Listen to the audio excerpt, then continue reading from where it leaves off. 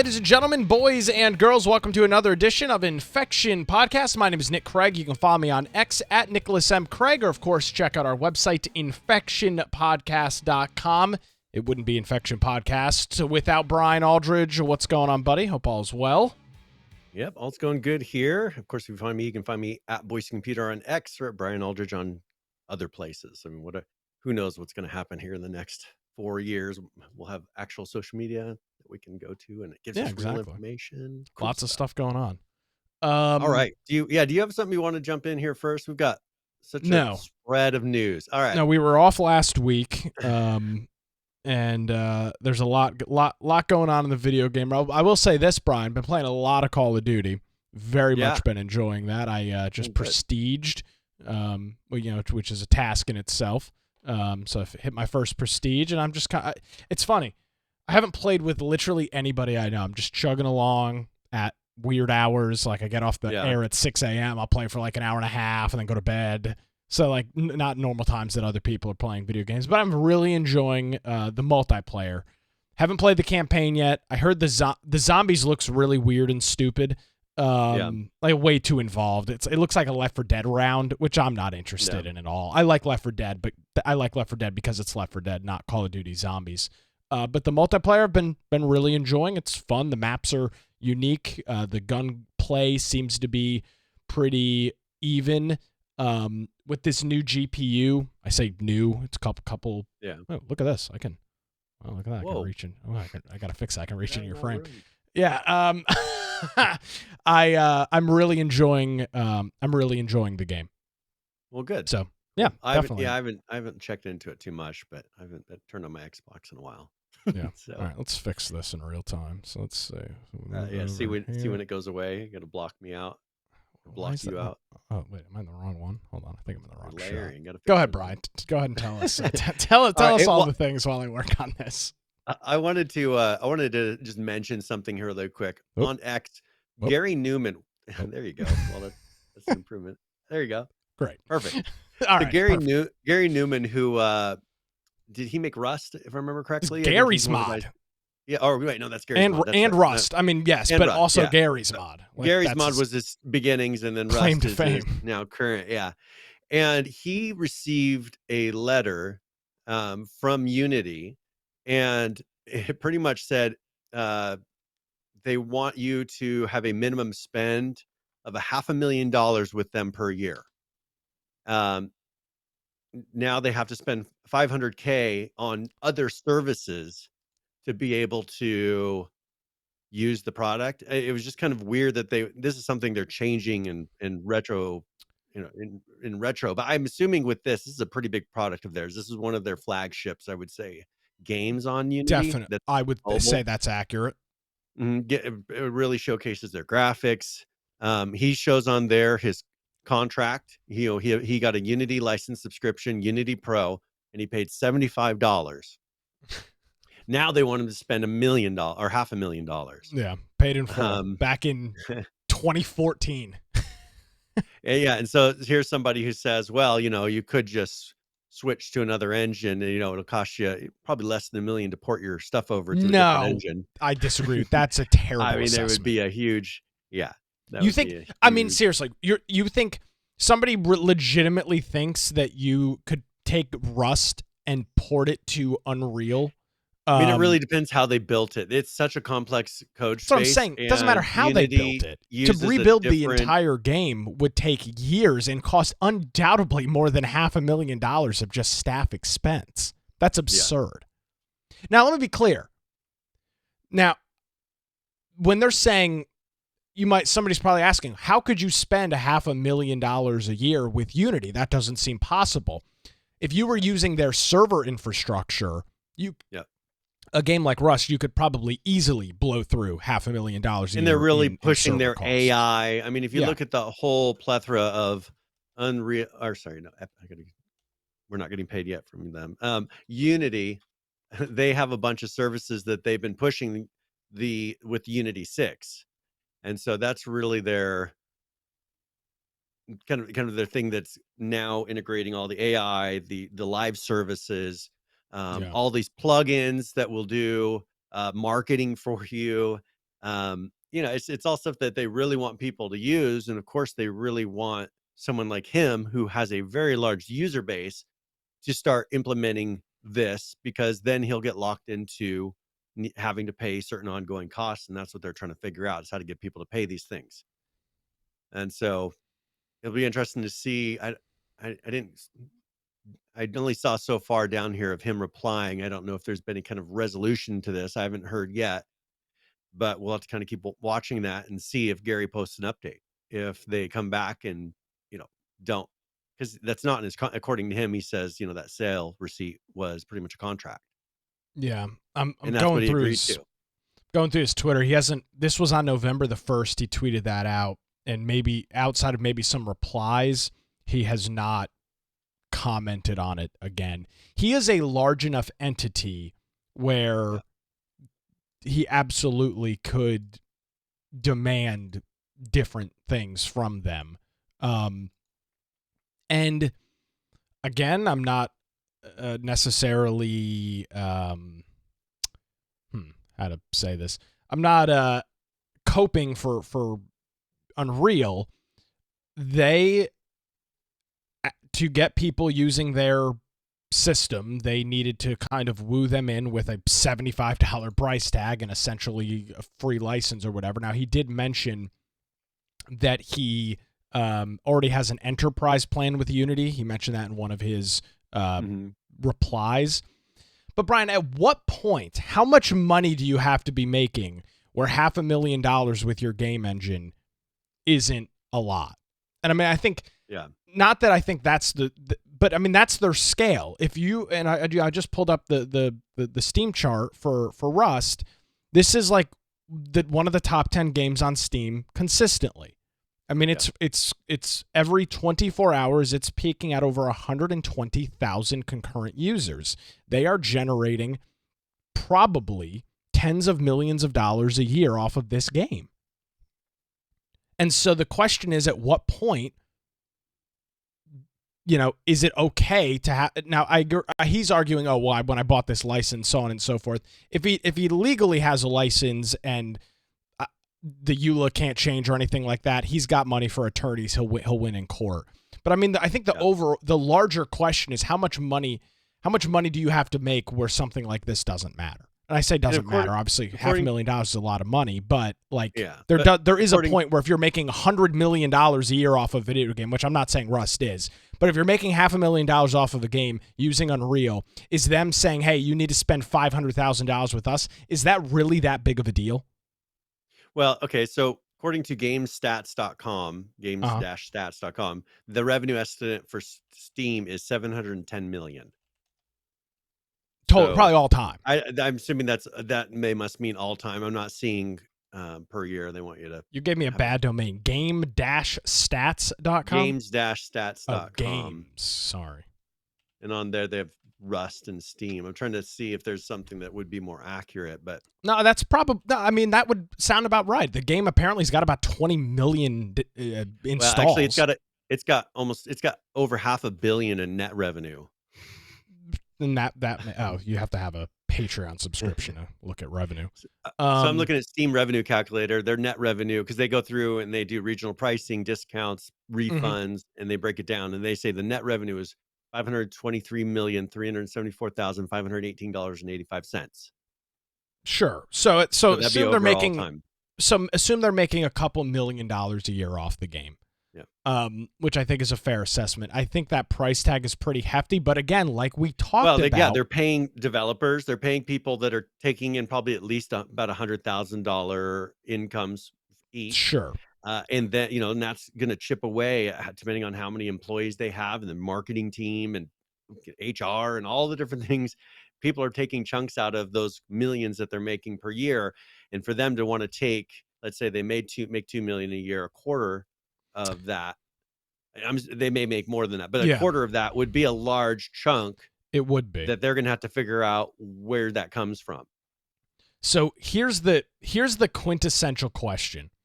Again, not coping for Unreal or Unity. Damn it, these Unreal and Unity. Somebody's really got to change their name because it makes me Unity seem like a babbling idiot. Unity.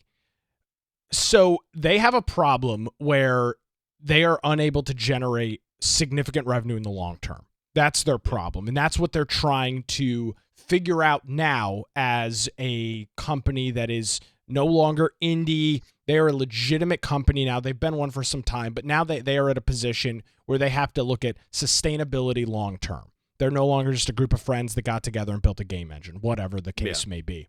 So the question is this. If this is their solution to generating revenue, and all of these developers say no, and they say we're going to shut down, are they okay with that? Because, I mean, that's not that you need to blackmail these people or that's the best solution, but that's essentially what we're talking about. If they're unable to generate revenue, a substantial amount of revenue in the long term, they can no longer exist. So that's what you've got to flesh out, I guess. I don't really know. I mean, I know it's not a great answer, but that's the issue. Yeah, and this is something, I mean, I'm trying to figure out how these coming up with that 500,000 number, and it looks based on launches, probably. Well, it looks like they probably do about $5,000 per year per seat, and then that requires 100 seats or something like that. Is that roughly about 500,000? I'm not adding. I thought their new EULA had to do with how many installs and active players you had.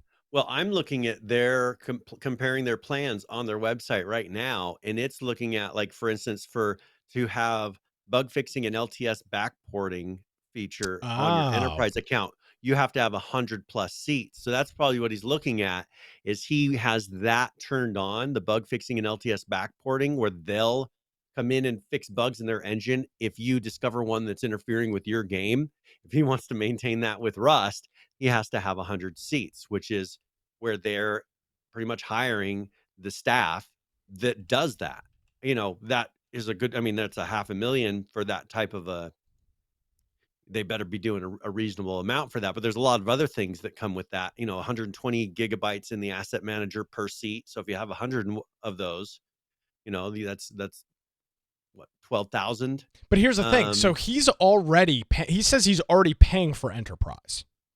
Yeah, but so this is on top. Is he paying the full price? I wonder. That's what he says. So he's indicating he's got. Let me see if I can pull it back that's up custom again. pricing. So I'm wondering what their actual per seat price is, and if they're so he trying says, to get him to raise that. Some guy tweets at him and says, "You make $25 million or more if you are required to pay enterprise. You can afford it." He says, "We already pay for enterprise. This is more. Whether you can afford it or not is really irrelevant. It stops being a license fee and starts being a royalty fee." And I think he's accurate with that assessment. So it's not like he spent $75 once and that was his investment into Unity. I mean, he is already likely spending hundreds of thousands of dollars a year with them.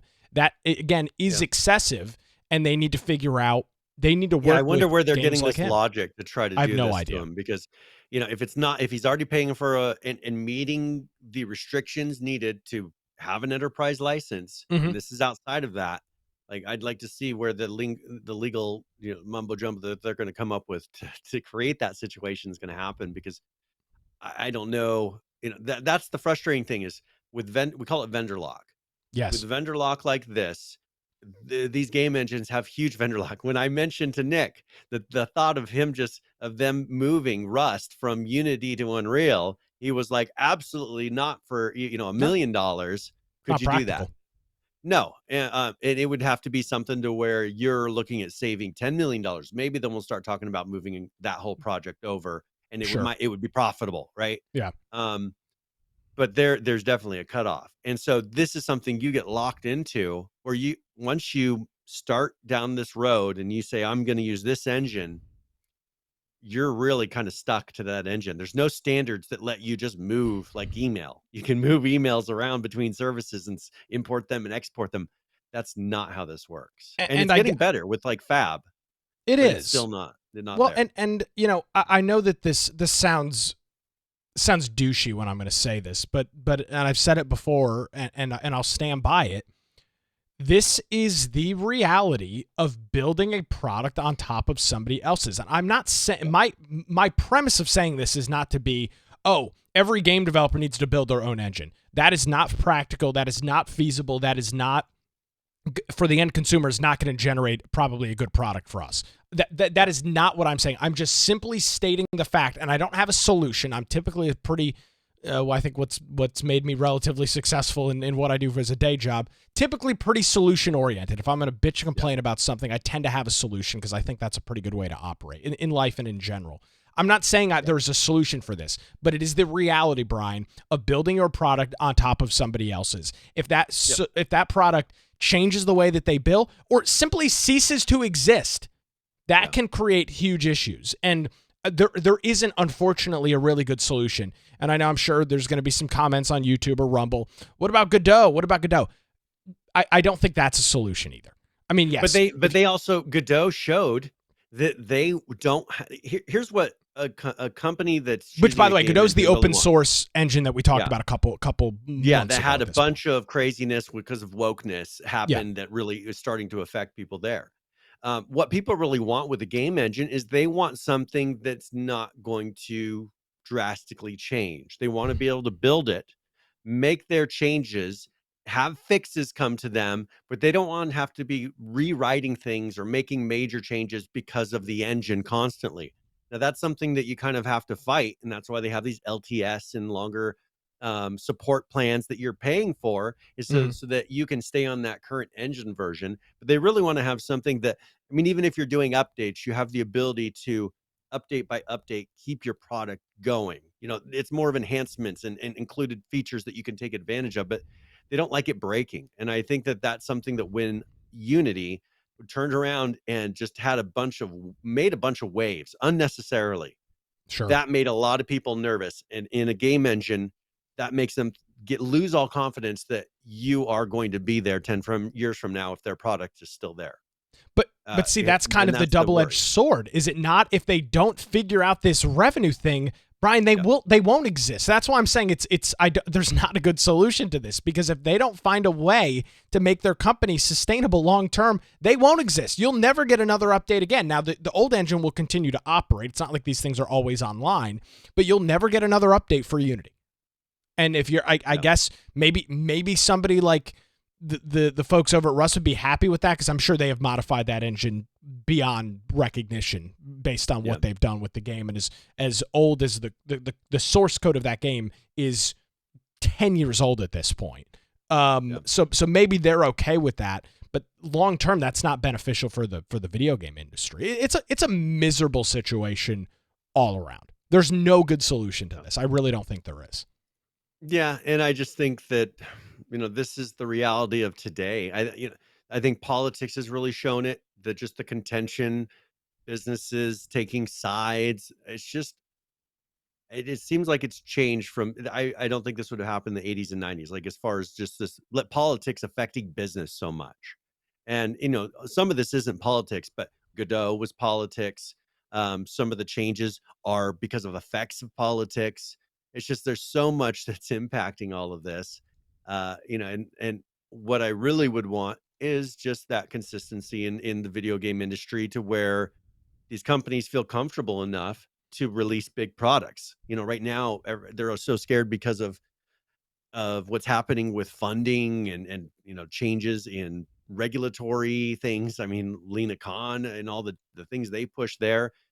There's just a lot of worry, and I think they're nervous to take a leap, because when you take a leap, you need to be really confident about what's on the other side, right? You want to be confident about where you're going. There's no confidence there. And so I think that's why you're not seeing these game companies taking big leaps right now or taking any chances. They're waiting till they feel like there's some security. And I think that that's what Unity wants too, but they're trying to figure out, how do we get our security with funding? How do we figure out how to get money from people, provide them a service, and have them not feel like we're just ripping them off? And I think that they've kind of swung and missed a few times. They have, and they are still going to be dealing with the ramifications of this. But before everybody goes and screams and goes, "Oh my God, we're moving over to Unreal," the exact same thing could happen with them. I mean, will it? Probably not. They tend to have probably a little bit more of a stronger business acumen, and of course they have Fortnite, which generates like literally all of the revenue for the entire company. But it makes so they don't have to figure out these little things, and they can offer great services and make everybody go, wow, because because of that. Sure. And what, It's lucky for them. And but good if that for goes them. away, then why would they not be in the same situation that Unreal's in right now? They likely would. Well, and they have had to cut back. I mean, if you look at some of the things, the ambitions that Sweeney has, and I've seen some of the things that he's talked about wanting to do, they have had to cut back because of, I mean, the gaming industry is not releasing as many titles. That directly affects their income at Unity, at Unreal, all these different game engines that make a portion of sales, make a portion of, of the ones that they're released.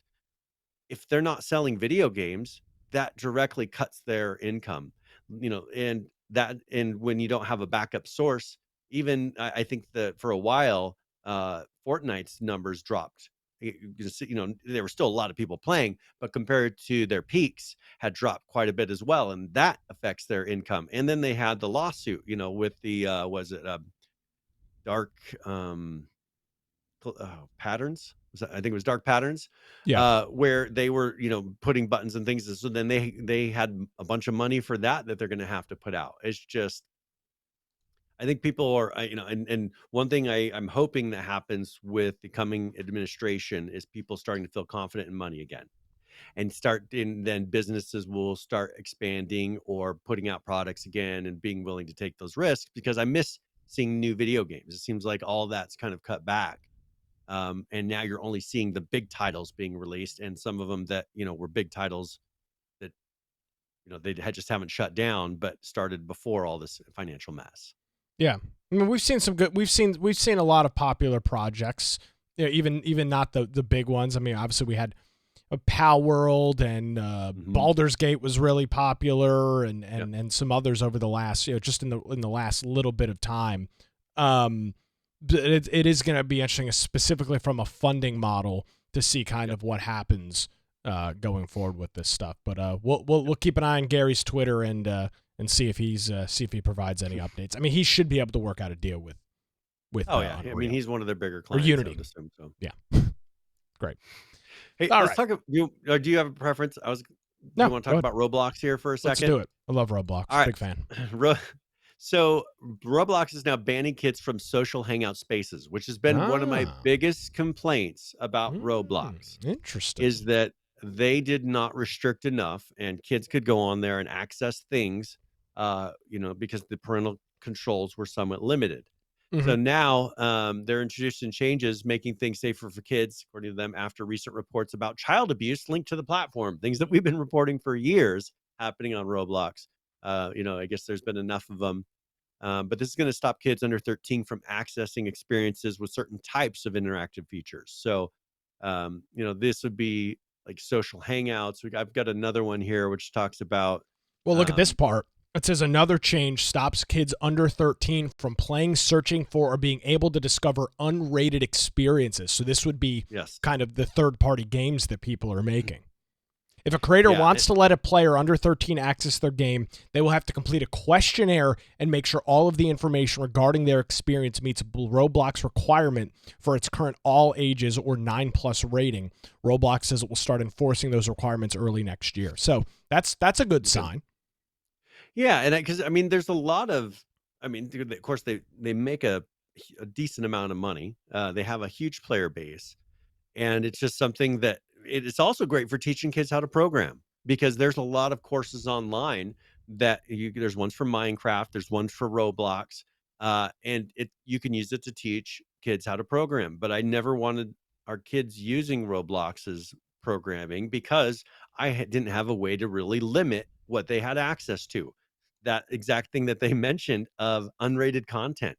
Kids could always get access to unrated content. And when it's unrated, what do you think? It's a good chance it could be rated. It could be rated anything. And so, I think that this right here is finally a step for them locking down and making an environment that's supposedly made for kids, safe for kids, and making it to where they're not going to be accessing hidden porn.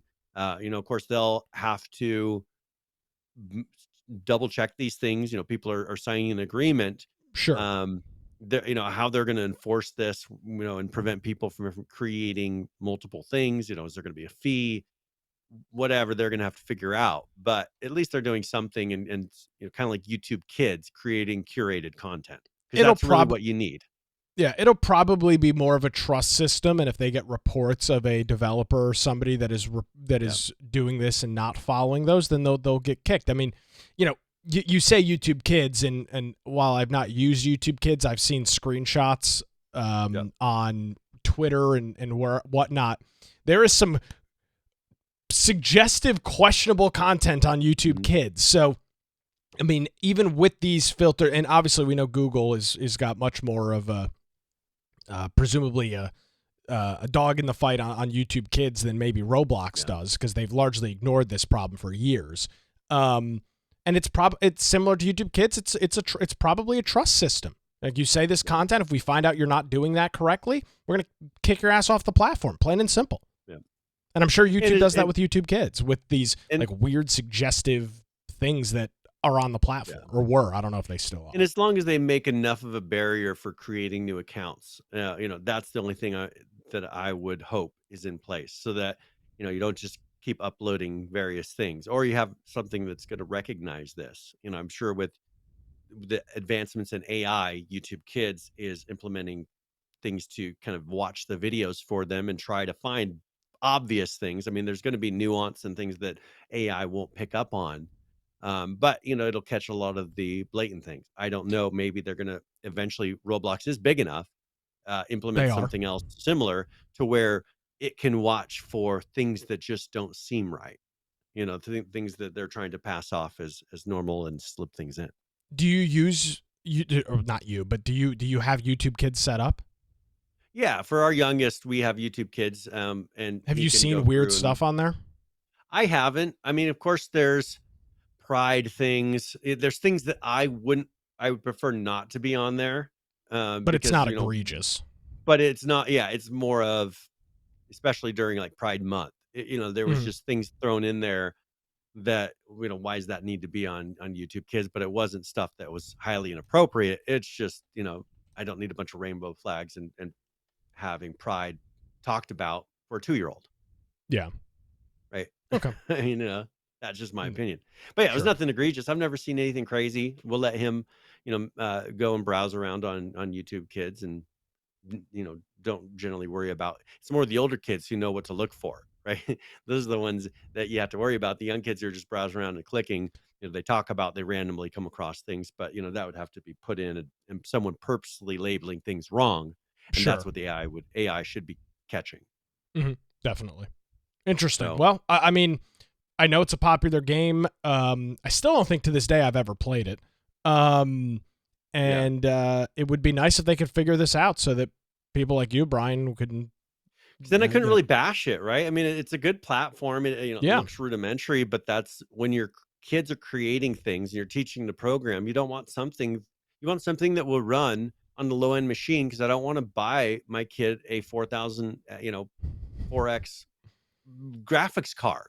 Sure. Right. I don't want to spend $500 or more on a graphics card for him to be able to play around with a product like this. So that's where Minecraft is nice, because it doesn't really require much resources. Roblox is nice because it doesn't really require much resources. So if they can fix it, what language does it use? Let is me it look. Lua? Roblox language. It's or something like that. All right, so Roblox uses Lua. Yeah, Lua. Yeah, so, Lua's that's what Gary's mod scripting. is. Lua's that's the whole source engine is written on Lua. It's a very easy, rudimentary, popular framework, which is a lot better than working in Minecraft, where you have to learn Java. I mean, and I don't know. And Redstone.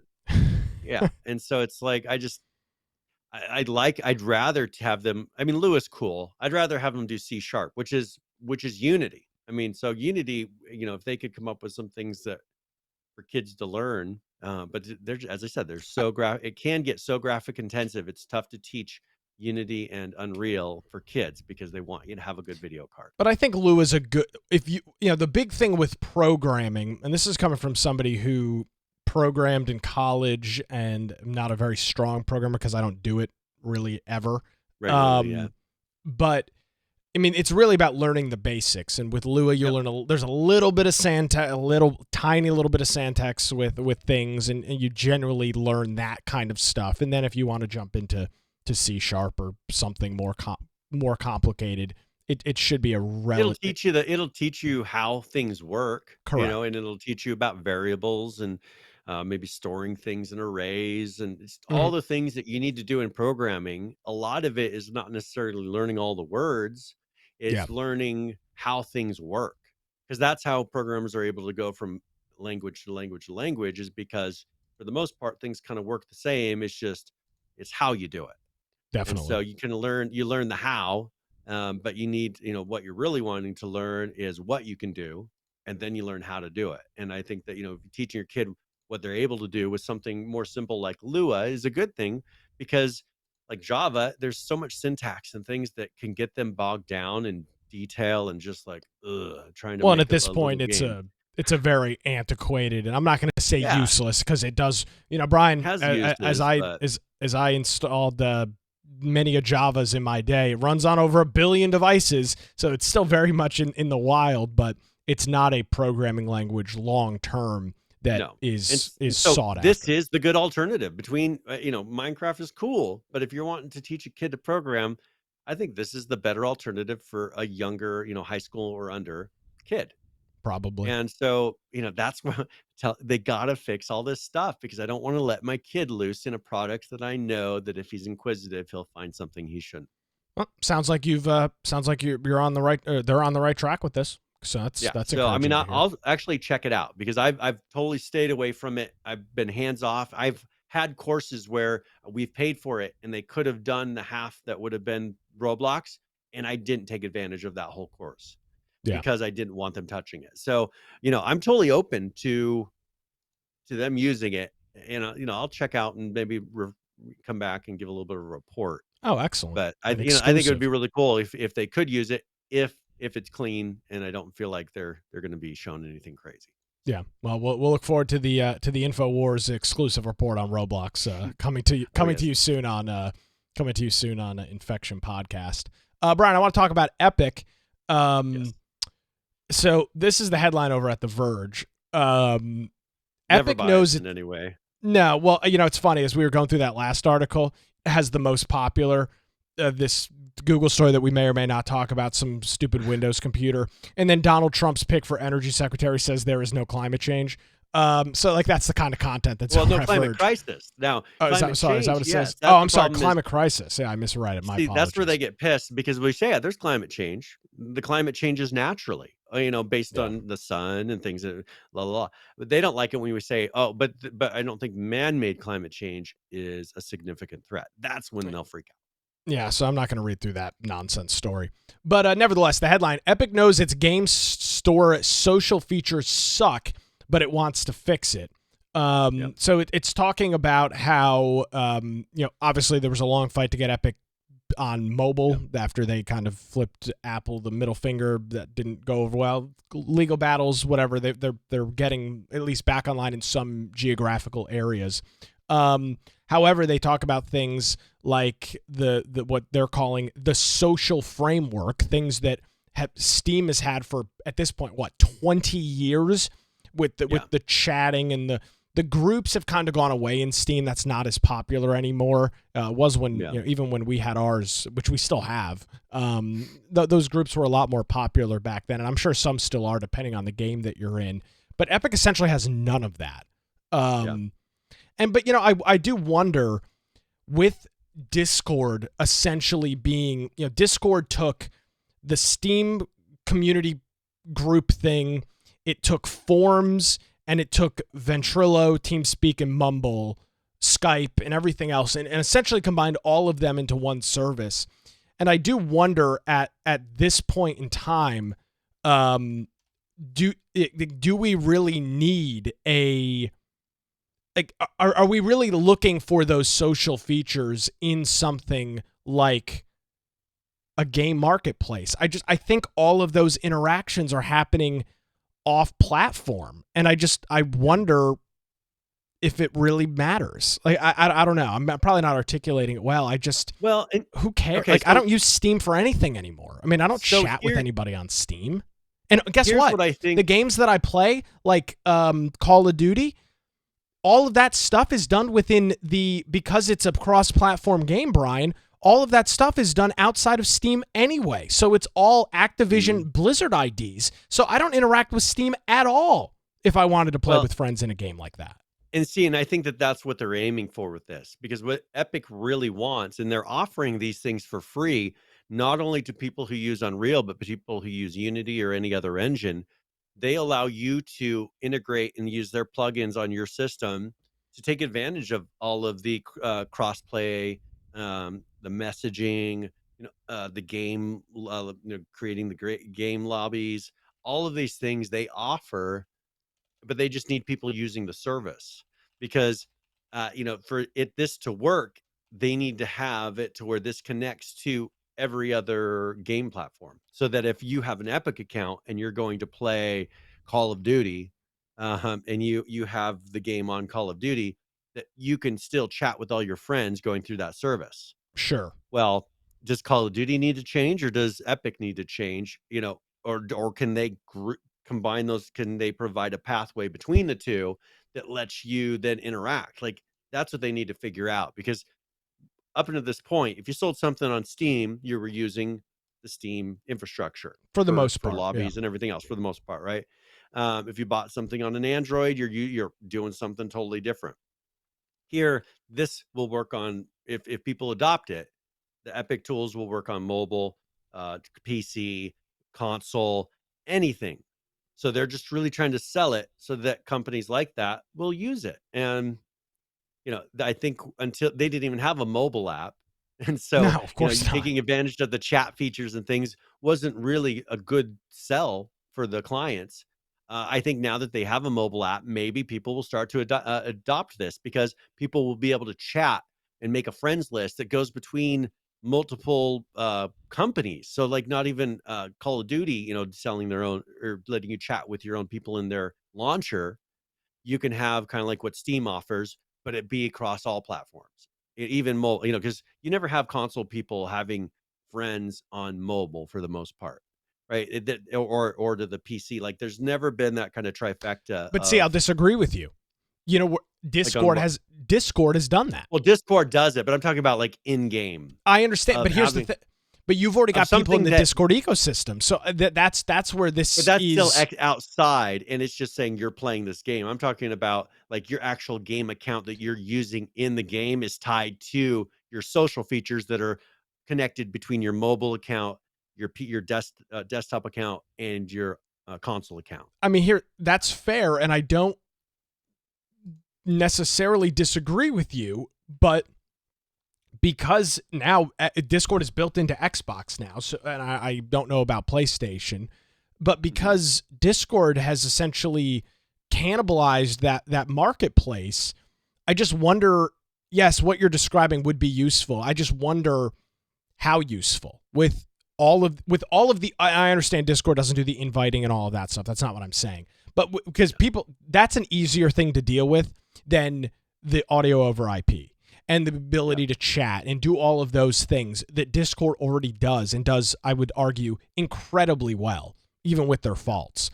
So I wonder what the need for something like that is at this point. Well, and I'm even looking at, if you look at their app right now, there's like no, well, I'm gonna there's like no options. You can click to install Fortnite, Fall Guys, Rocket League, Sideswipe, or Post Party. There's no chat. There's no any kind of social feature. It's purely a launcher. And until they integrate to where I have the ability to chat with my mobile friends, or maybe even do my voice chat with them through my phone, so that I don't have to have a headset and all that through my controller. Until they get all that stuff, people are going to be slow to adopt this. Like that, they want the tools there that they already could provide themselves before they switch over to something. They don't want to promise that you're going to do it later. And I think that's the problem, is Epic at this point has been working on it, but they promised them, and it's like, okay, well, the next year we're going to do this. Well, they want it soon. I think the clients want it sooner than that. But I'm gonna say day late and a dollar short. Yeah. Yeah, I think they needed to put those features out first and then tried to sell people on the product. They needed to have the infrastructure there so that people could see it, not just mock-ups of here's what it's going to do. Because they still haven't. It's been a year at least since we've talked about that, right? And they haven't implemented those features in the mobile, and they've been dealing with all the court cases just to even get a product on mobile in the first place. Which, yeah, that did create a huge problem. It's not 100% their fault. They were dealing with that deck of cards, but I think now that that's past them, put those things in there, show us how the features work, and if it looks good and works well, people will put it in their products, and then people won't think that your features suck anymore. Because what they do suck. Because where are they? How do I get to them? You don't. I don't know how to, other than launching my Epic launcher and then going to my friends list on my PC. How do I ever chat with any of my Epic friends? I didn't There's even know you no could other have Epic path. friends.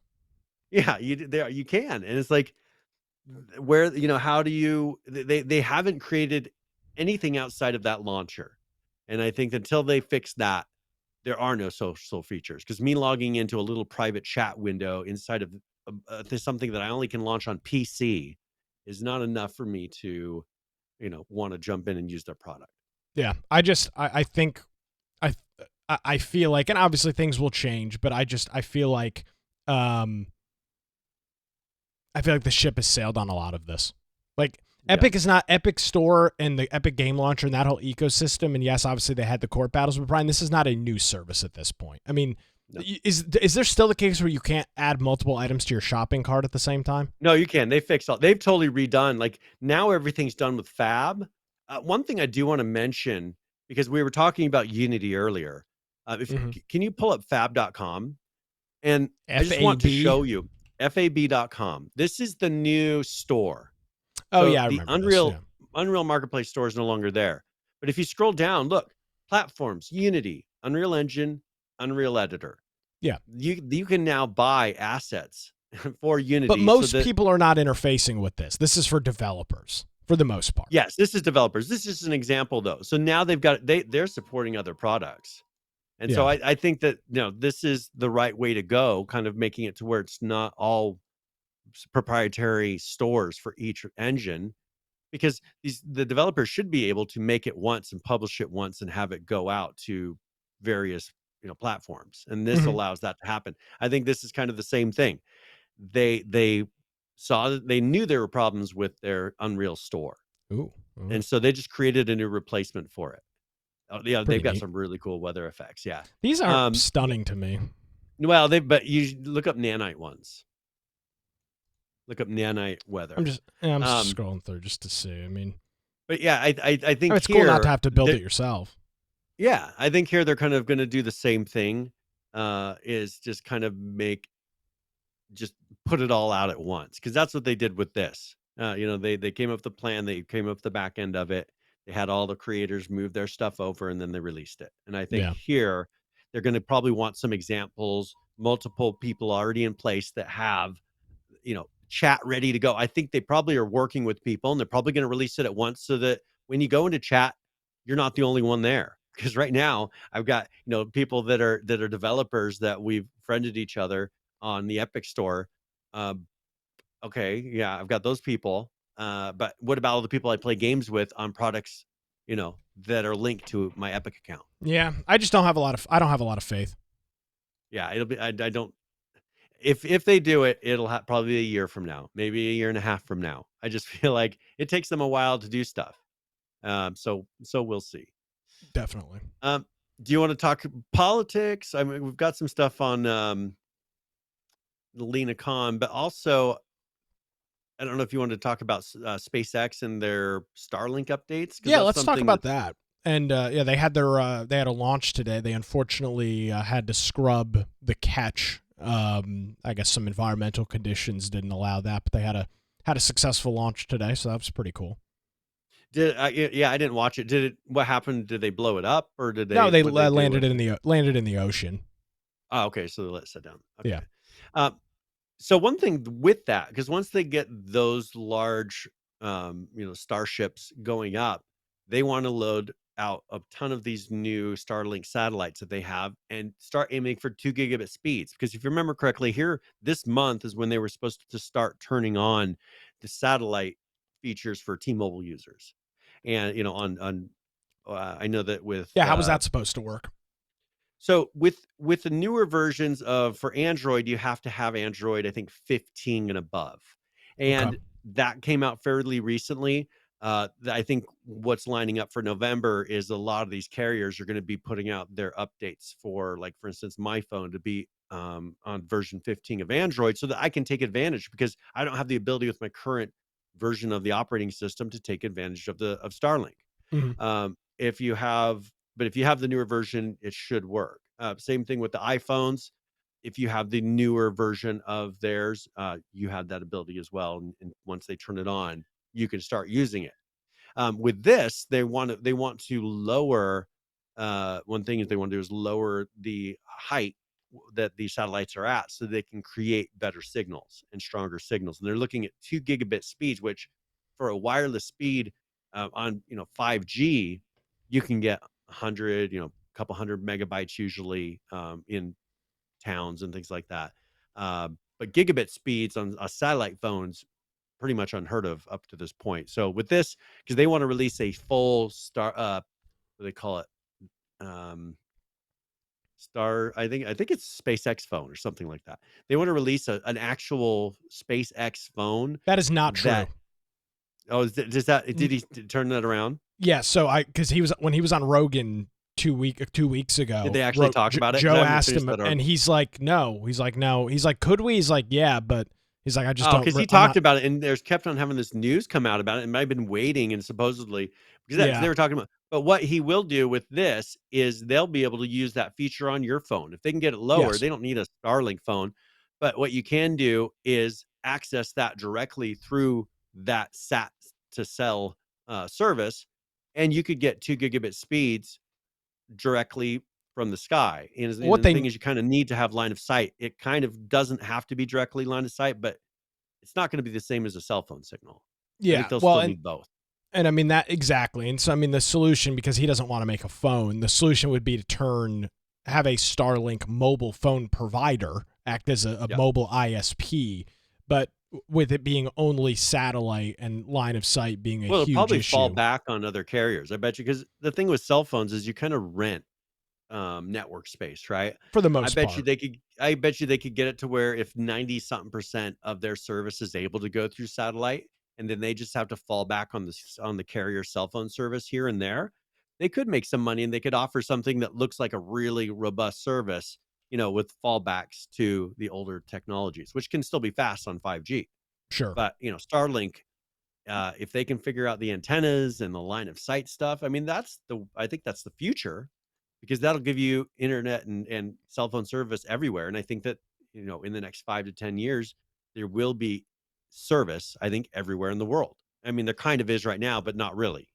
They're putting satellites above populated areas, but I think by 5 years from now, I think they'll have the full sky patterned with these satellites, even in the middle of the ocean, to where they're giving some sort of a basic service. Yeah. So I just thought that was interesting. They're pushing for this. There's been pushback, of course, from the current administration because of his political decisions. We've only got a month and a couple months left of those type of things. Sure. Then maybe we'll see if the regulatory things that they've been pushing against will go away, and maybe they'll be able to get these satellites. And things, I don't want them doing something that's going to be harmful, but if they can prove that it's not going to cause harm having the satellites at this height, then why not? If it provides it's just like, before the internet, people didn't realize how useful it was. Yeah. And afterwards you say, well, what if we just didn't do the internet? Well, that would be horrible. Well, this could open up so many things of having pretty much connection anywhere in the world, not just for self-driving cars, but it will open up huge amounts everywhere. And I just think that people don't realize the changes, because there's so many places that don't have signal, that don't have internet. Well, And the larger issue at hand here is that Starlink was not chosen by the federal government. Surprise, surprise. yeah, To be part of the rule broadband rollout, they went with the big cable companies because they have lobbyists and can lobby for that stuff, which they did and did successfully. So they're instead trenching hundreds of miles of fiber all over the middle of nowhere to connect 16 homes at the cost of hundreds of millions of dollars. And that's why. And it took, obviously it's kind of a close impact here. I have friends out in Western North Carolina that were hit really hard by that storm.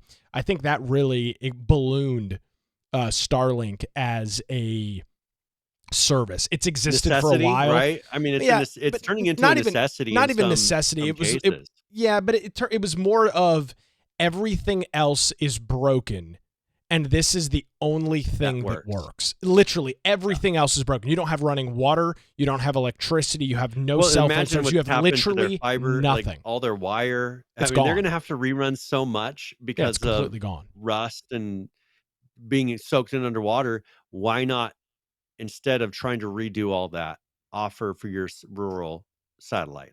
I'm sure now, because they're going to have to. And I'm sure at a reasonable price.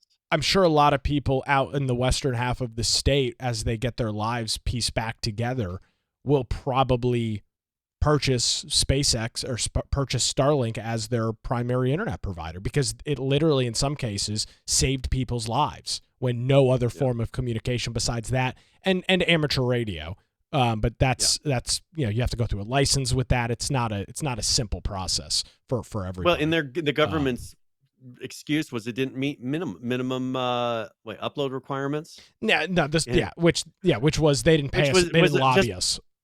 Yeah, it's like, because they knew that it was going to get better, and the government's the ones that's preventing them from making those even way better, like what they're talking about in this article in the first place. So it's like you're saying it's not good enough, but then you're stopping them from making it to what you consider is good enough.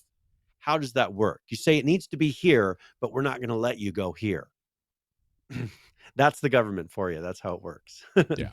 It's always efficient. I've got an update here, Brian, on a story that we covered a while ago.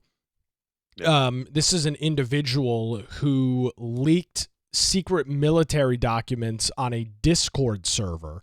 You'll remember that we talked about this, earlier this year or maybe late last year.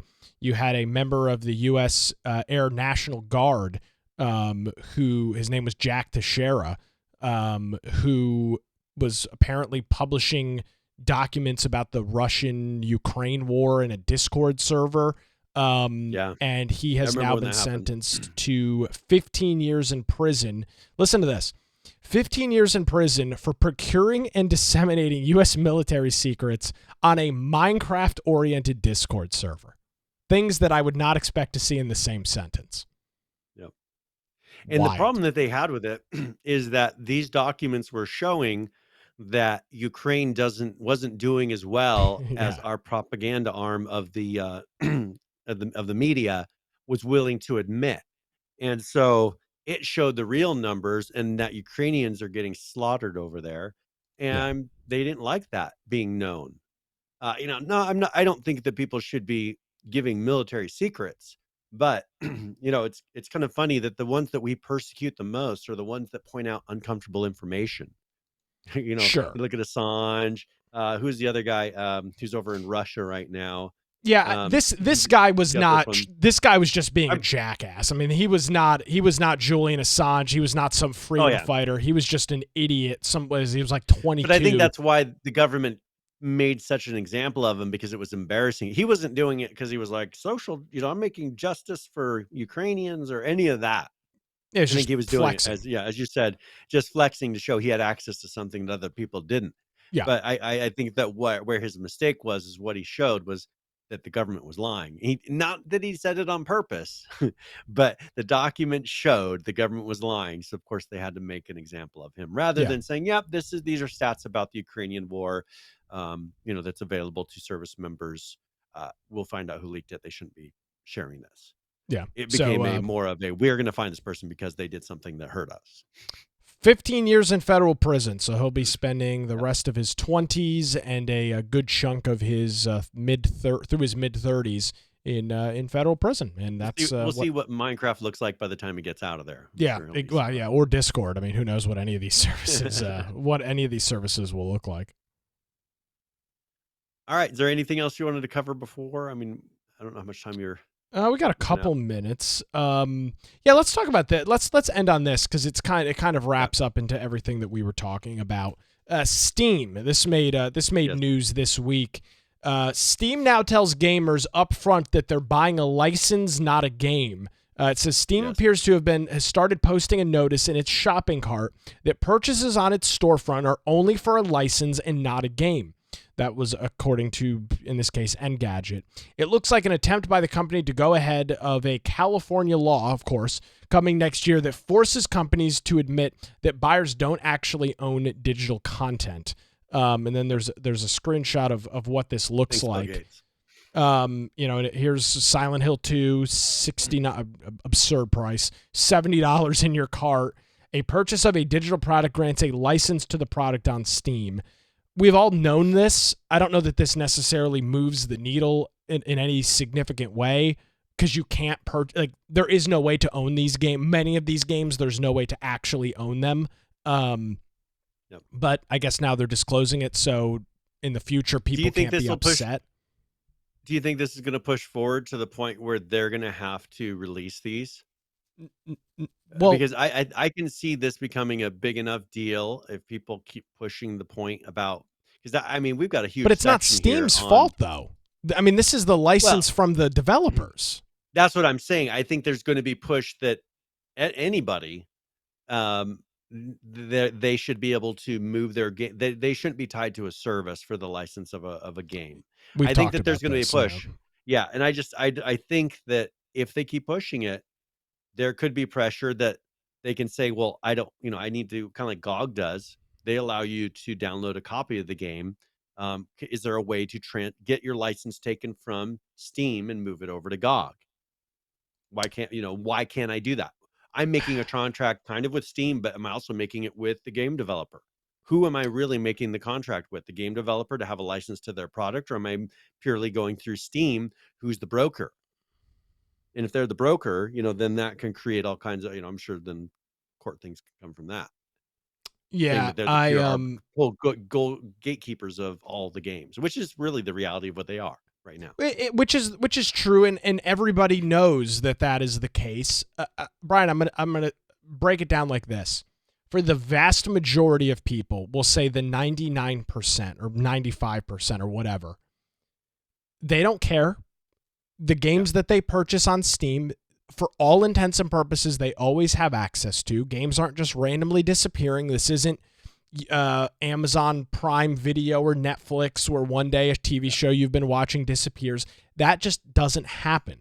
Are there cases where it happens? Sure. But it is not the norm. It's not something. It's not on a regular basis. And so I don't think anybody cares. Now, if in the future, if half of your library starts disappearing, well, then I think maybe you start seeing that change. But until consumers are actually dealing with the negatives of this, here's the reality with Steam. It's a absolutely phenomenal experience to purchase, download, and install a game. It is so freaking simple. Every game is on there for the most part, unless it's on Epic. All of the other launchers have brought their games onto Steam. PlayStation has got games exclusive that are available on Steam now. If you're not using Steam, you're not playing anything relevant. I mean, and yes, I know GOG is popular. I know there's the DRM free movement, and I'm not taking anything away from that. I can appreciate that absolutely. But the reality is, it's a really seamless experience that people enjoy, and so they don't care. And for good reason. You shouldn't have to care until it starts affecting you. Maybe by that time it's too late and so on and so forth, but until Steam or these developers start playing around and being shady with all of it, why should I care at all whether I have a license or physically? I know I'm not going to physically own the game because it's a bunch of binary data, but why do I care? Every game, I mean, I'm looking at my library. I'm looking at games I bought back in 2011. I can install them right now and play them. Here's the problem, Brian. I think 3/4 of these games don't have servers that are online. So whether I have a license or not, the games are unplayable. So who freaking cares whether it's a license or not? The games don't work. Well, and I think that as some technology starts to change, they're talking about DirectX dropping out, and once the updates to Windows start to lose that backwards compatibility, and then you start seeing half of your library that no longer works, then I will go to Steam and say, well, I thought you were my gateway to accessing and playing these games, not the actual game or the provider of the games offering that to me. It's you that's saying that I have a game I can play on your service. And if half of my products don't work, you're not providing me what I am, you, the gatekeeper, paying for. Right. That's the problem, is when they control it and they control all of it, they need to then figure out how are they going to maintain keeping this going forward, because there's going to be a point with the technology change where 3/4 of your library could stop working if you want to stay current with Windows 13, for example. I mean, probably, but at the same time, we're lucky because everything's so old right now. Yeah, but it still works with Windows. But I'm looking at half of my library right now, Brian, and I would argue half these games, if I launched them, I mean, okay, maybe not half, maybe because a lot of them are single player campaign games, but I would argue at least 1/4 of these games have no servers online or nothing I could do in them. And that's Steam upheld their end of the bargain. I mean, I have the game, but I can't. I mean, I'm looking at, of course, H1Z1. All of that stuff is gone. I mean, I can install it right now. It's the last time I played it was 2019, but there's nothing to do on it. So, that's where it's kind of like, I understand the point. I think but it'll be like emulators. Personally, I think that eventually you're going to have Windows games like this running on the equivalent of emulators, because that's what we end up doing with all these old arcade games. Is you don't have the ability and the hardware to run them anymore, so you have an emulator that runs them. Steam's going to have to figure out something like that, and I think that's what when I say the gatekeeper, that's what I mean. Is I think they're going to have to create in their software something that will emulate these old games, so that people still, even if they the servers don't work on some of these, but for the ones that don't require a server, an emulator in their service that allows you to still continue playing these games, because that's what they're promising you is that experience, right? And I think they could do it with an emulator. I think that that's what Steam's going to eventually turn into. But I'm sure, like, for example, I would argue with the Proton layer that they essentially built out from scratch is for the Steam Deck is already doing a lot of that. Exactly. And I think that's going to end up being what runs your games, not Windows, right? But that's decoupling it from Windows. And that's what I think they need to do. Make it a service that has the ability to play your games on almost any hardware, which is pretty much Proton. I think the bigger issue here is that these games shut down and their code does not go open source, and there's nothing you can do with them. That, to me, if I were looking at the entire video game sphere, if in looking at these two issues, to me, the much larger and much more prominent issue is games and companies shutting down or being shut down and purchased, and you not having the availability to self-host a server or do anything with them. Now, with older games like you're describing, many of those don't have multiplayer support, or if they do, it's a very small fraction. It's mostly a single-player game. But if you look at games from, call it 2010 onwards, a vast majority of those had significant multiplayer features and portions of the game. And as you worked into 2015 plus, there were many of these games that were only multiplayer. There's not even a local option to play. For example, if you open up H1Z1 right now, I'm not sure that you can play it. I don't think there's no single player in that. I don't even think it would launch.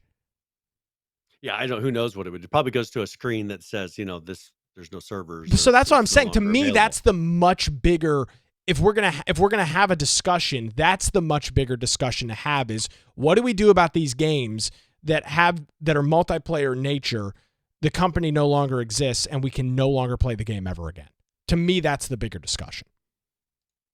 And I want to mention this really quick, because Blanc brought this up. He says, I still haven't signed the new EULA that pops up every time I start Steam. Hopefully Who brought this up? Can continue. Blump in our chat here in Twitch. Right. And he says, hopefully I can continue to play the games without accepting that. That's the thing, is with their new thing, if you don't accept their terms, you lose your Steam account. Sure. You don't have access to their games anymore. And so because this new one, for instance, they have an arbitration, or they had a lawsuit going against Steam Yeah. for, for some things that happened. Well, Steam just changed their arbitration clause, and then Like this they're week. forcing you to, and with that, the that company that's doing the lawsuit, they said you can go ahead and accept it. It doesn't change the lawsuit that we're doing. They're still negotiating with Steam or whatever. Yeah. But yeah, you need to accept it, or they, and I think I read that this one, that they will delete after a certain point your account, But which I think again, is crazy. I'm not saying it's right. I'm not saying I agree with it. I'm not saying it's good. But I'll ask, what is the alternative? Like where else? Where else are you going to go? You're going to go to Epic? Well, and what I really hope is with this, because there we have another story that Steam's expanding that compatibility layer to ARM chips, so that you can have ARM 64 Proton, which is going to have high quality mobile and things like that. I think once they do that, then since it's a compatibility layer, you could almost catch network traffic in the middle of it, and possibly reroute it to custom servers and things like that. If they made this platform to where you can create add-ons and modules to it, you could do probably some pretty cool things that would allow you to take a game that doesn't normally have servers available and maybe reroute it. If it's running it inside, I have to look more into Proton of how much they're taking over, but it's got to take over the network layer, the video layer. It should take over everything to where you could intercept and maybe mock replies, or have it to where it's supposedly going to some service that's no longer available, and reroutes it and makes it work with a new server. I mean, that's what that's privately run. We talked about this a while ago, and I actually set it up for a period of time. I still lived at home, so this is probably 2015, 2016. The Dream Pi project, with you taking a Raspberry Pi, connecting a USB dial-up modem, and it proxies traffic through the internet. Your Raspberry Pi is connected to the network into a third-party service, and these people have rebuilt or in some cases have gotten the source code on some of these multiplayer games like Phantasy Star Online, and have turned those servers back on. So that is possible. I hate the situation, but I don't know. So if you don't, you have to accept the EULA. I mean, if not, you lose your entire library. Like that, you're right. They've got you by the balls. You're held hostage, but there's no good alternative. I mean, Epic is failed. If Epic's had 5 years to be the steam breaker that they talked about, and they took them 3 years to integrate adding more than one item to your shopping cart, which is something that like a WordPress, a basic WordPress install has been able to do for 20 years. It's just, it's laughable. So, I mean, nobody's taking it serious. Yeah. But I think that with Steam gaming, I think that these compatibility layers and kind of breaking away from hardware, like a console versus a PC versus a mobile, that is getting rid of that restriction. And I think that that's what we need to do, because right now everything is so tied to a product. And I keep saying, I want it to where I can take my license other places. I want to be able to play it on different platforms. Well, if Steam truly does this and follows through and gets that working seamlessly, that's what that is. I can make a mobile device and put Proton on it and have Steam work on it. I can have it work on a computer, and it doesn't matter if I'm running Linux or if I'm running Windows. It doesn't care. It's kind of like Java. It's that universal layer. It just, hopefully it doesn't become like Java, in the end. But I think that this is tackling and fixing a major problem, which is games no longer working. This is going to make that work, because it doesn't care about the compatibility with Windows, right? They can build the compatibility with Windows, and then that layer emulates the rest. And so if they can do that and expand on it and make it work for games and network stuff and online stuff, that would save a lot of these games, and maybe not break all the license agreements, because I think that's what's restricting it right now, is people can't make a fake server, right, without breaking some sort of licenses. So hopefully they figure that out too. Absolutely. All right. I guess that's all she wrote, Brian. Where can folks find you online? Well, if you want to find me at Boise Computer on X, or of course, you can get me at Brian Aldridge on Gab, Getter, Truth Social, and other places. Of course, my blog, biteoftech.com. But if you want to get a hold of Nick or I, just go to infectionpodcast.com, go to the upper right-hand side, and join us on Discord. And if you do that, we've got 11 ARC servers running. You could jump into one of those.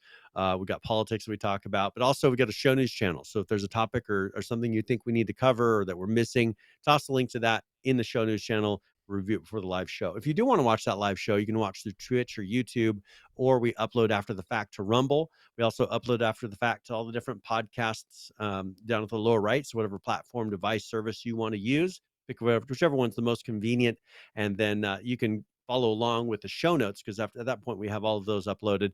And in the show notes, we've got a video, audio player built in, and then links for everything that we've referred to throughout that episode. So if you're wanting to follow along, maybe listen, but then see videos or find documents that we refer to and show on the screen, that's a perfect place to do that. If you want to support us, there's a support menu option up top on the website, or you can go to infectionpodcast.com/support.